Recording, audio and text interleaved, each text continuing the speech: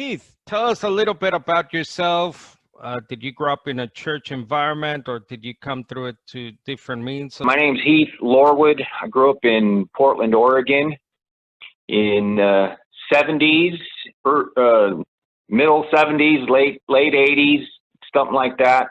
Anyway, I grew up in an Irish Catholic home, and my mom was Catholic, my dad was Protestant. I would have to say we weren't necessarily a religious home. We went to church basically on Easter, Christmas, and Thanksgiving, the basic big holidays. And then occasionally we would go throughout the year.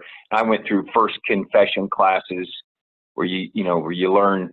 The nuns would want me to sing my name, and I just thought it was ridiculous, so I hated going. And yeah, basically grew up in an Irish Catholic background. Right. Were you christened as a child, as a baby, I guess, in the Catholic Church? Or? Yes, I was sprinkled. I was sprinkled as a baby, and didn't know anything about that until I got older. Didn't know anything about actually being baptized until I got older. So at what age did you become conscious of Virgin Mary, Jesus, God, and that sort of awakening of, okay, this is a church and there's God in this? When I was in high school, there was a bunch of kids who were having a Bible study meeting in one of the classrooms. And I kept going in there because all of the beautiful girls were going into this room. And I was like, what? What's everybody doing in here? And I was on the other side of the tracks, if you will. I was a bit of a partier, and I was just doing my own thing. And so I went in there, and I just realized that these people were they had a glow about them, and they seemed so committed to this thing, and I really didn't understand it. And so I kept going on about my business and doing my life. And then somewhere around 93 or 94, 1993 or 94. No, wait, it would have been 92. Anyway, I came home from school one day, and my mom and dad were sitting at the kitchen table, and they said, we have something to tell you. Your father was diagnosed with cancer, and he has 6 months to live. And I just went in the bathroom, started crying, and I came back out, and I said something kind of dorky to my father. I said, hey, I love you, and if, when you die, can you say hi to River for me? Because River Phoenix was my idol, and he had died of a drug overdose just earlier that year. It was Halloween or whatever. And so I went through this stuff where I had wanted to be an actor since I was a little kid, and I started taking acting classes when I was in high school, and I had a little bit of success with that. I had won this contest through all the different high schools. I had won this contest, and they wanted us to do juxtaposing monologues, either a funny one and a sad one, or a contemporary one and a classic one. And I made up my monologue on the spot, and I made it based off of what a guy that I had seen in an AA meeting, who he just lost his mind, and he picked up this table and threw it and broke a window. And I basically copied what I saw him do in the AA meeting, and I won the whole contest. It was through all the high schools in the Mount Hood Conference. So David Douglas, Centennial, Gresham, Reynolds. There was like 5 or 6 high schools. And so I was feeling real good about myself. I was like, oh, I guess I'm good at this. And so my path was set. And so two things basically that I want to mention as far as my spiritual walk.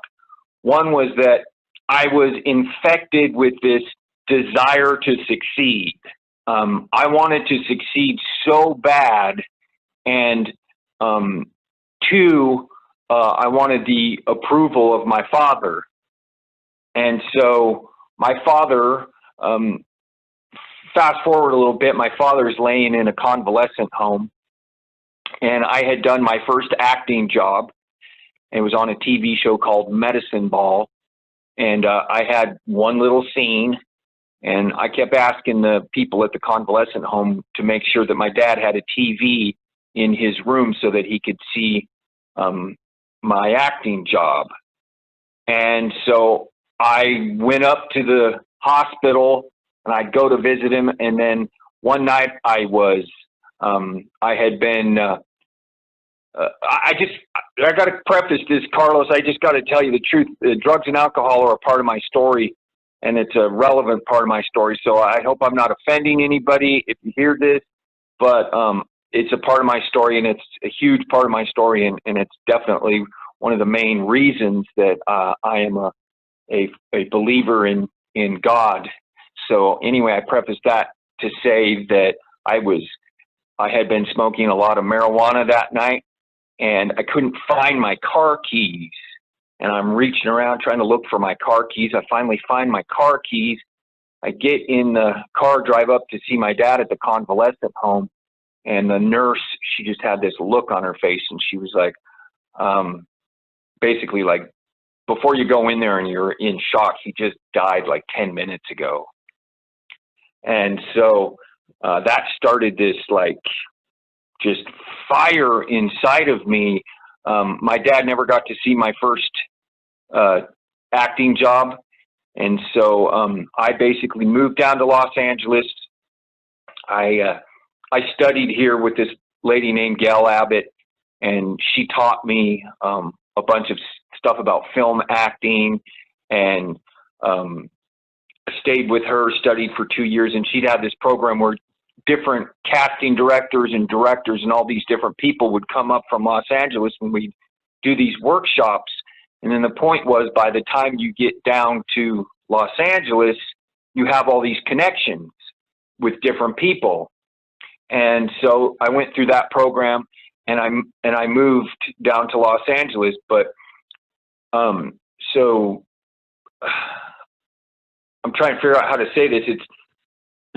It took me a long time to figure this out, but basically what happened was I didn't care about anything or anybody other than making it as an actor. It was just a dangerous combination of, I want to make it, I want my dad to be proud of me. You know, when my dad was alive, there was points in his life where he was homeless, and I would go meet him at a movie theater, and I would bring him food and stuff. And I remember telling him when he was in the convalescent home, or before that, I would say things like, Dad, you're not going to have to worry about being alone ever again. You're going to be able to walk in the movie theater, and I'll be up on that screen, and you won't be lonely anymore. And I know that all sounds kind of cheesy or weird or whatever, but when you're a young kid and you're having this kind of dialogue with your father, it meant a lot. So anyway, what I'm saying is, I just had this, I couldn't let anything in to my heart, into my mind, into my soul, that didn't have to do with making it as an actor, because that was my goal. And I'd always hear these things. I was filled with all these. I remember hearing, it was some actor, I can't remember who it was, but James Woods or something. They said, if you have something to fall back on, then you'll fall back on it. And so that's what I want to say. I had this worldly mindset. It was a worldly mindset of, I'm going to make it no matter what. So when I was down in Los Angeles, I basically kept going on the path of drugs, alcohol, partying, and wanting to be an actor. And I had a little bit of success. I would get an acting job, maybe 1 or 2 or at the most 3 a year. Nothing ever really big happened. But then I got a call from my brother, and all the timing of all this stuff. There's a lot of stuff that happened, but I'm just trying to get it all in my head. But anyway, I got a call from my brother, and he said, "You need to come home. Mom has had a brain aneurysm." And I was like, oh my gosh. So I came home from Los Angeles, walked into the hospital room, and they had sawn her head open, and it was sticking out. I mean, it was just a sight that I will never forget as long as I live. And it was just this, ugh. And so I was elected out of the three of us kids. I have a sister named Bridget, two brothers, Jimmy and Shane, and then myself. And I was elected because I was the one without a family. I was elected to take care of my mother. So I moved back from Los Angeles and I started taking care of my mother. And this is where my journey of faith really began, because God obviously was speaking to me, and I was so angry and so upset because I wanted to be an actor, and things had started picking up for me and things were going good. And then all of a sudden, boom, here you go. Here's this, life had thrown me this curveball. And so, of course I struggled back and forth because I knew that it was my duty and privilege to take care of my mother in her time of need. But I was still struggling with the desire because I wanted to be an actor. And so it was at this time that I really started putting my toe in the water of looking at my life and looking at myself in the mirror and saying, maybe I should get clean and sober, because I don't like the way I'm feeling. I don't like the way I'm just a ball of emotion. And I realized that I had all these crazy emotions rolling through me of ambition. That's what it was. It was ambition, but it was dangerous ambition, because I knew that God was trying to speak to me, but I couldn't hear him because I was so busy with my ambitions. Well, this situation with my mom slowed me down enough where I could finally hear the voice of God saying, it's time to change. And so I went to Alcoholics Anonymous, and I got clean and sober, and I met Jesus in the rooms of Alcoholics Anonymous. When you're in high school and you entered that Bible study group, what sort of things did you hear about Christianity, about God, Jesus?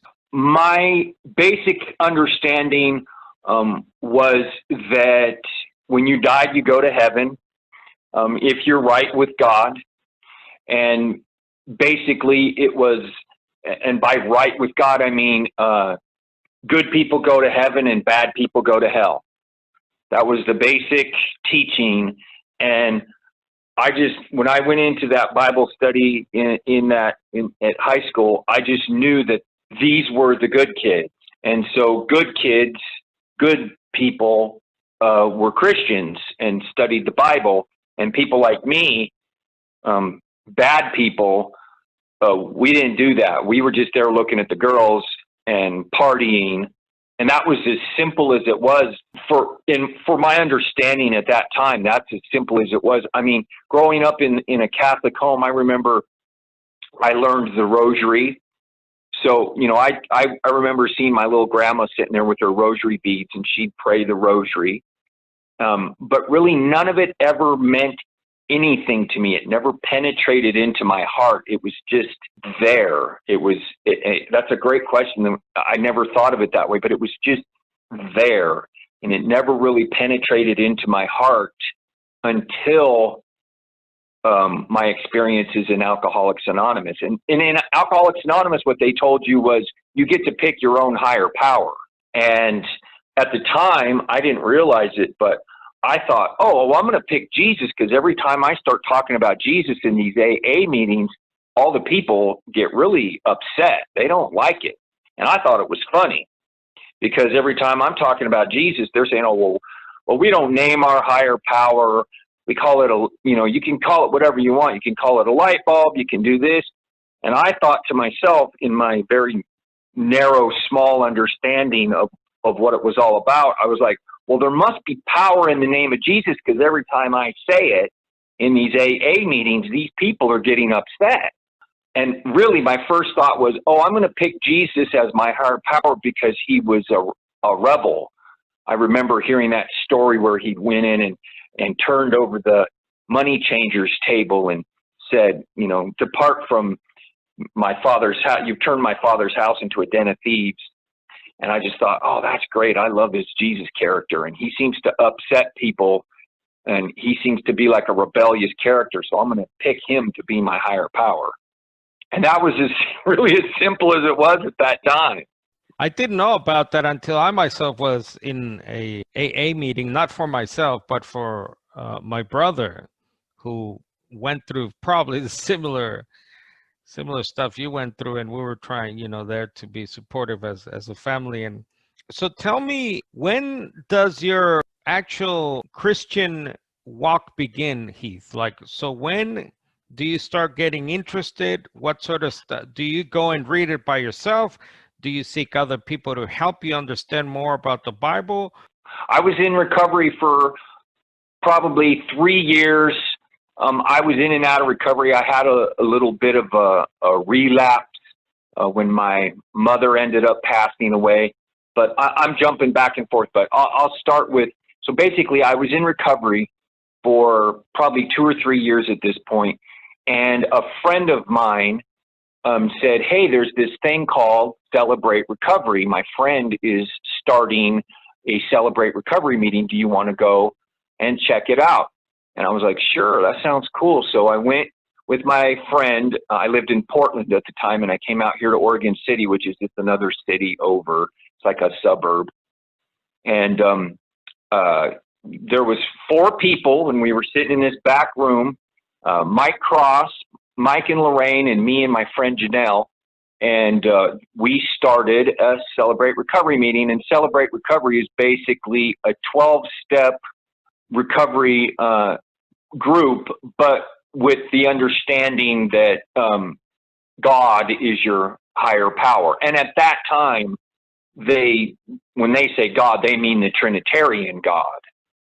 And so that was my first foray into really getting into, because I was a musician, and I didn't know anything about worship music. I didn't know anything about praise and worship, but Mike Cross, who was the pastor there, or the leader of the Celebrate Recovery, said, hey, do you want to be our praise and worship leader for this ministry? And I was like, I have no idea what that means. And I said, but I'll give it a try. Well, fast forward 8 years, that ministry exploded. We ended up having 75 to 80 people every Thursday night jammed into this little space. It was a house, and then it moved, and it had many different forms. But at the height of it, it was just a jam-packed, thriving ministry, and I was the praise and worship leader. And I would just take my guitar and sit down and find a contemporary praise and worship song. I'd do a lot of Chris Tomlin and stuff like that, and I would lead worship, and I absolutely loved it. It was, to this day, it was the highlight of my Christian walk. But it was during that process that I really started studying the Bible, learning about who God was. I had all these experiences with God while working the steps, and I got to tell this is something that really solidified my walk with God. My mother had died. I had relapsed after being clean and sober for a long time. I had relapsed after my mother died.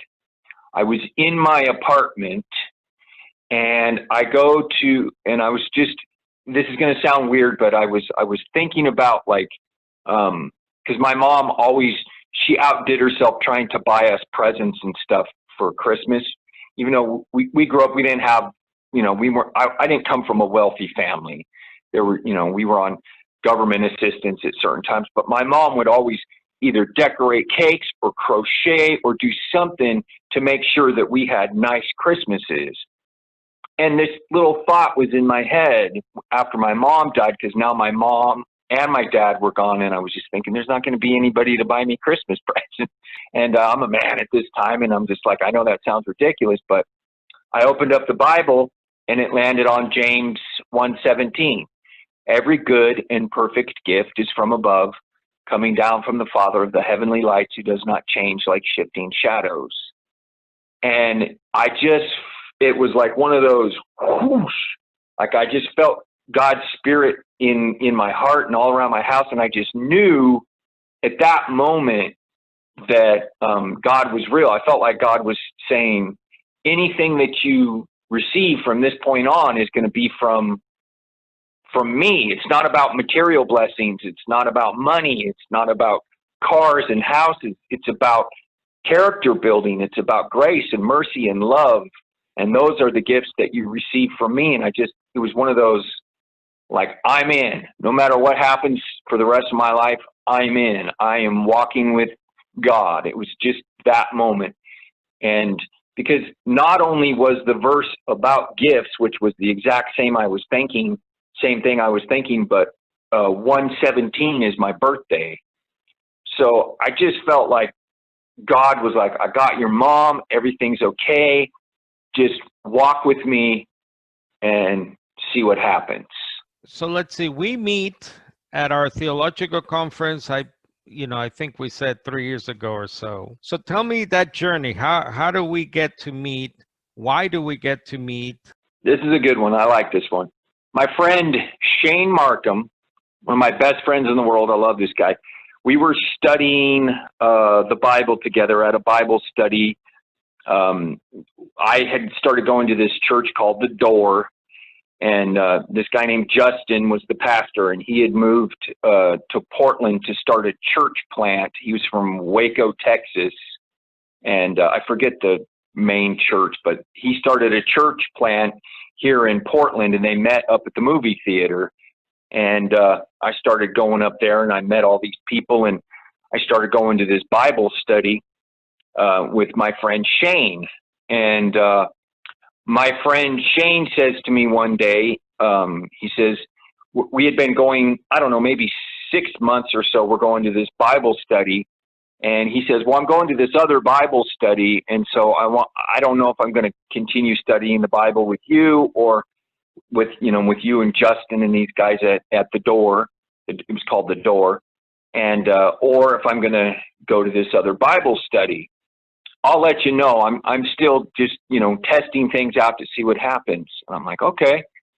And so one day after the Bible study, we had gone get some food, and we're sitting there talking. He said, hey, I have something to tell you. And I said, okay. He said, I decided I'm going to not go to this Bible study with you anymore. I'm going to go to this other Bible study. And I said, oh, okay.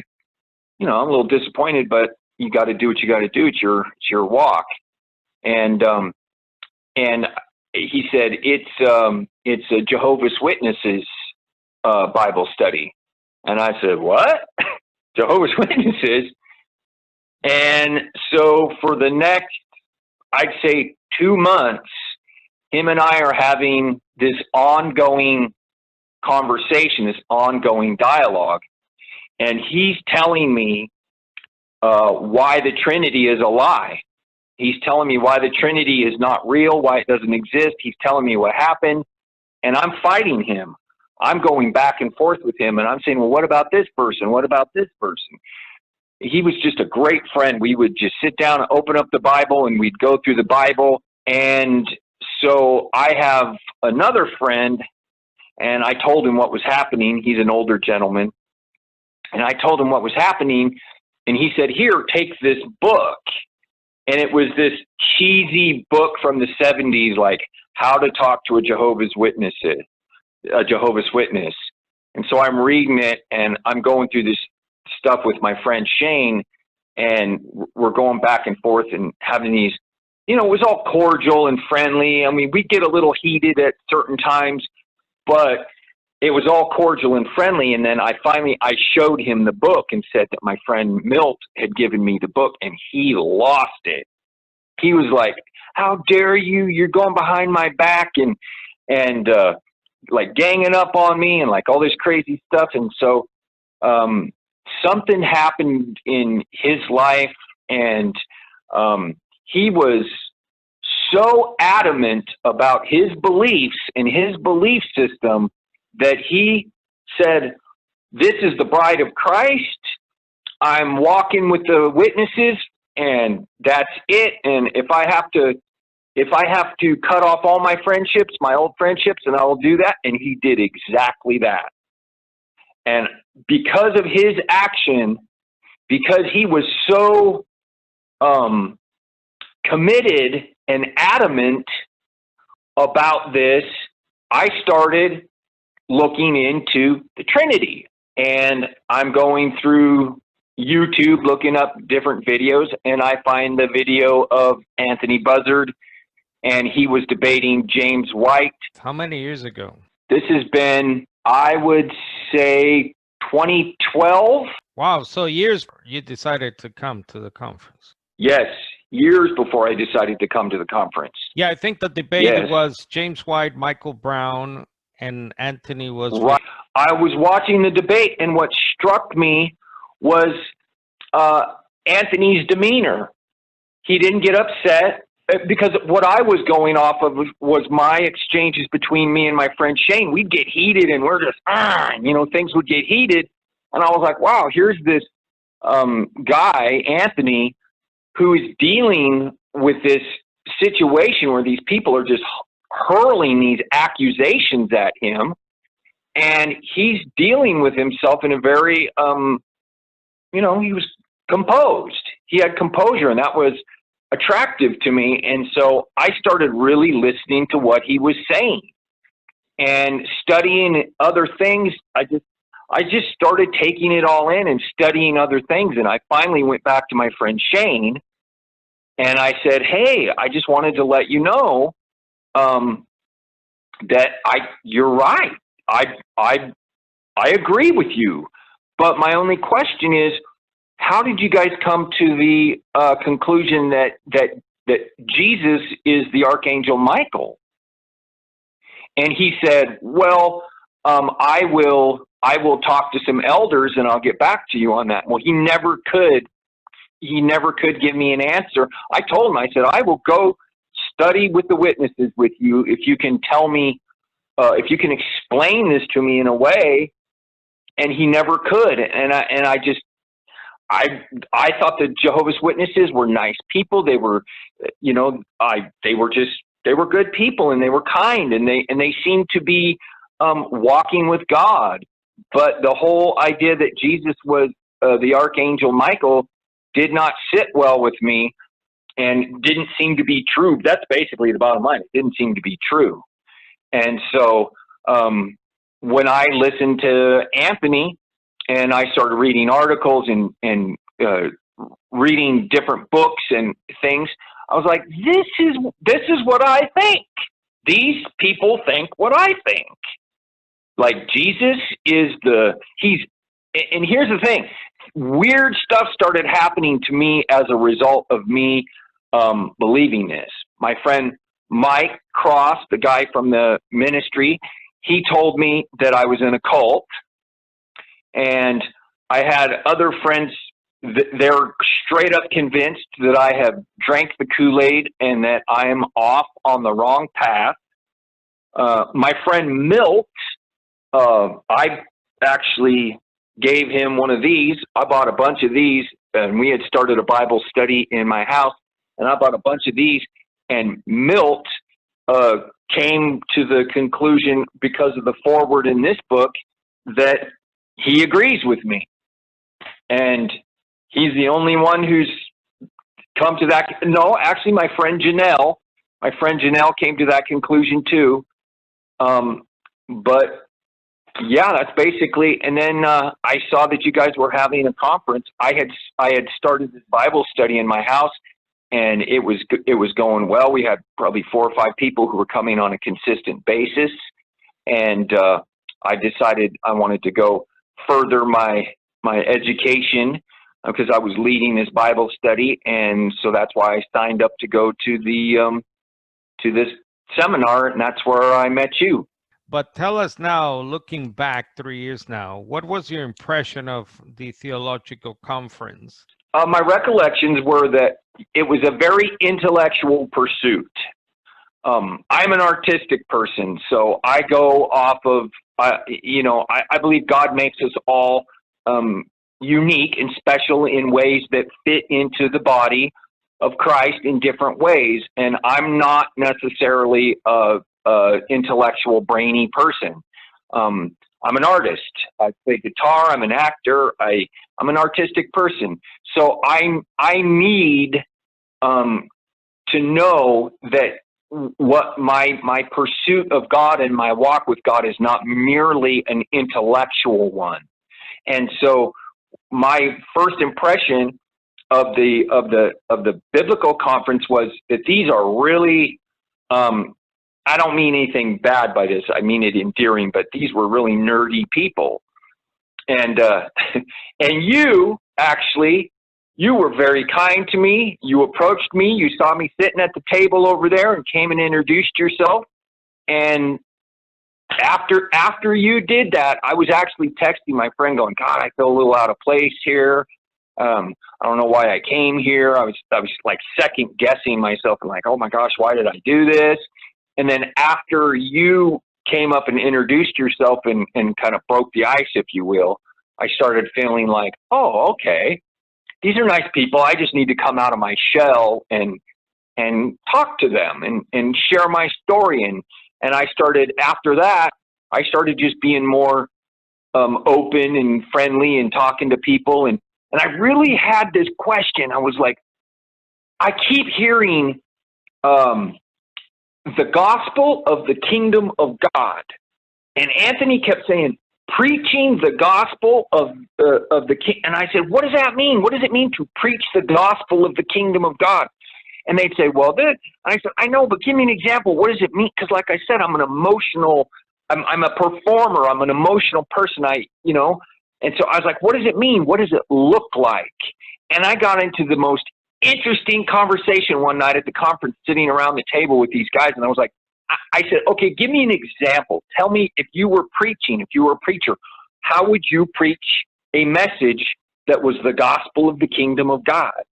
And they started talking, and the light started coming on, and I was like, oh, there's that. Do you mind if I just read a verse real quick? No, please, go ahead. There's this verse. It says, but blessed are your eyes, for they see, and your ears, for they hear. For assuredly I say to you that many prophets and righteous men desired to see what you see and did not see it, and to hear what you hear and did not hear it. Therefore hear the parable of the sower. When anyone hears the word of the kingdom and does not understand it, then the wicked one comes and snatches away what was sown in his heart. This is he who received the seed by the wayside. So when I started that Bible study, we ordered a bunch of these Bibles from you and Anthony and started that Bible study, and things were going really well. And then everything in this verse started happening. We were being attacked like you would not believe. Different just dissensions and stuff, and our own maturity as believers was being tested and questioned.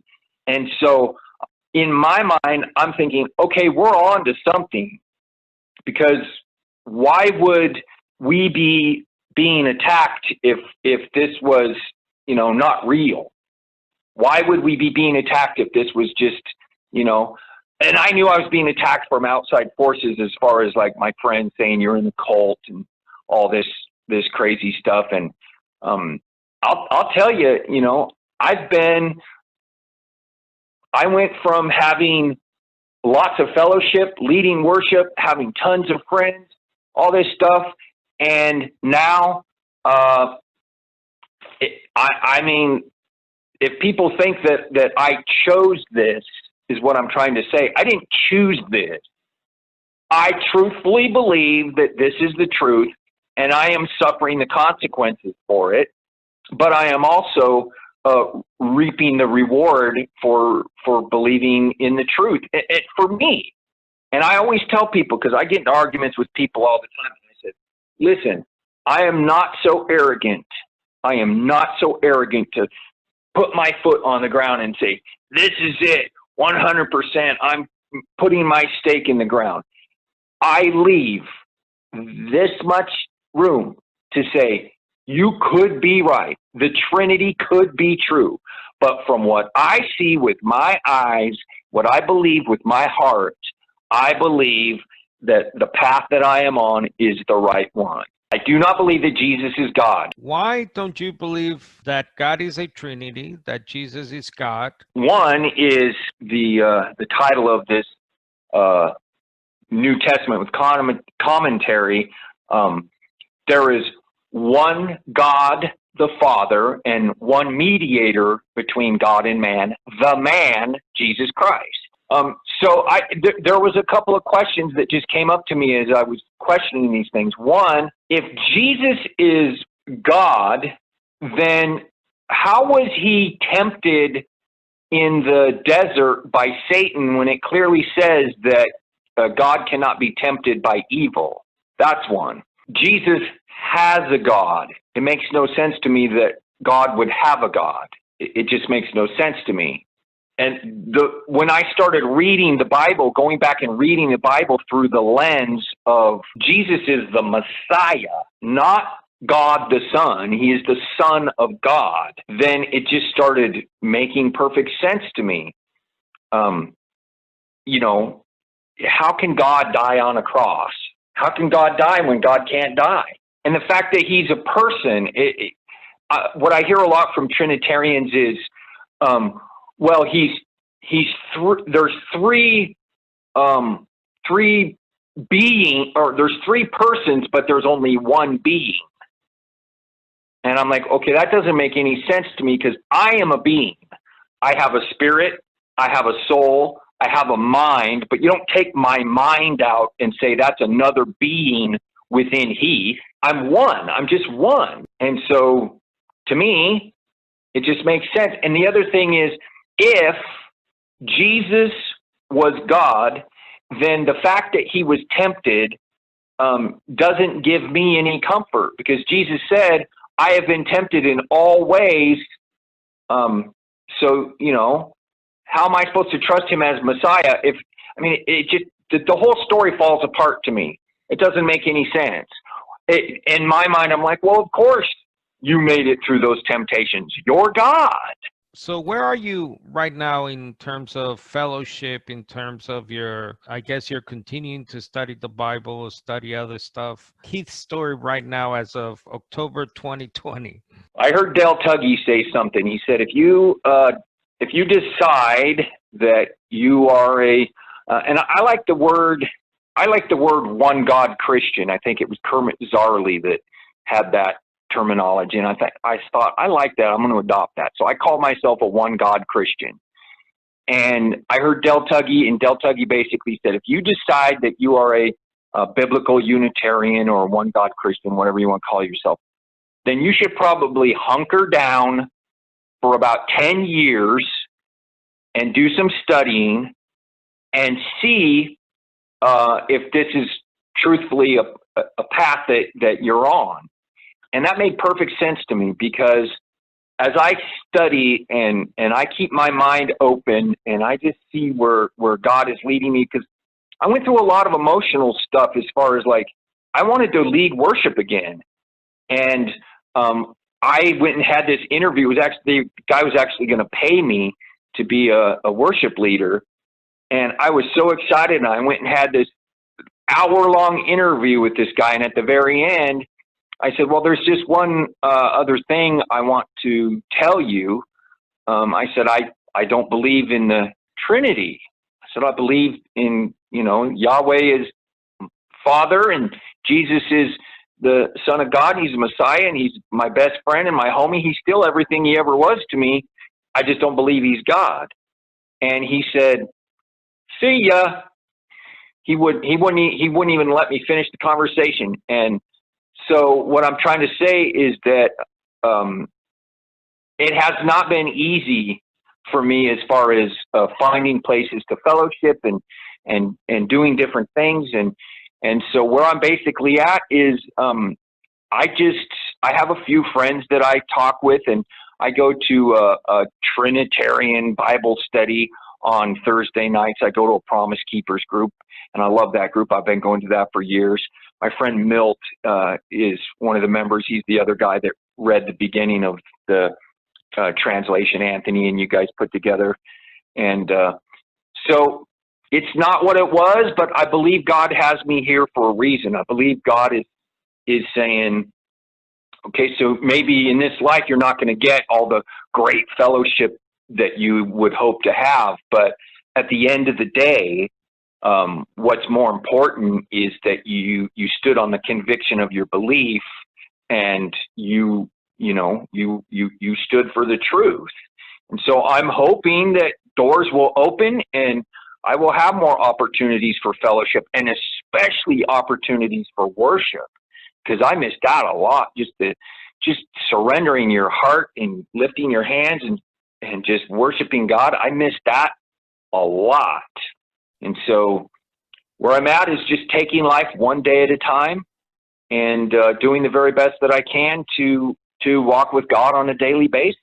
Well, brother, whenever you want to move to greener pastures, there are fellowships here. And Tennessee with, I don't know if you're familiar with the Gills. So, we have. Oh, yeah. Yeah, I met him. He's a nice guy. Yeah, that would be awesome. So just, sometimes, we have to pick up like Abraham, I guess, and see where the fellowship is. So to wrap it up, Heath, what is your advice for would-be actors? So, you were a Hollywood actor for some time, and you went through the proverbial, drugs, rock and roll phase. So what is your advice now, looking back, and others who might happen to watch these, who might happen to have watched some of your work? I would say God has a plan for you, and you also have a plan for you. And it might be very difficult at times to follow this advice, but God's plan is always going to be better. And I would say, be true to God. There's a saying that in 12-step programs, they have these coins, and it says, to thine own self be true. Well, I would say, to God be true. I would say, it's very easy. Hollywood and making movies and that whole business, sometimes you look into that business and it's a very sinful place. It can be a very sinful place.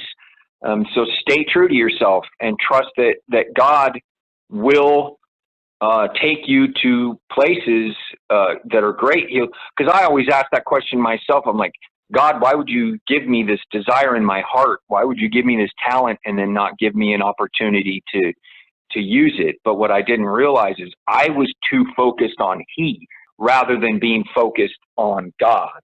And so I would just say to young actors or anybody in any artistic field or endeavor, stay focused on the Father and ask Him, what is it that you want me to do with the talent that you gave me? How can I use the talent you gave me for the work that you have for me to do?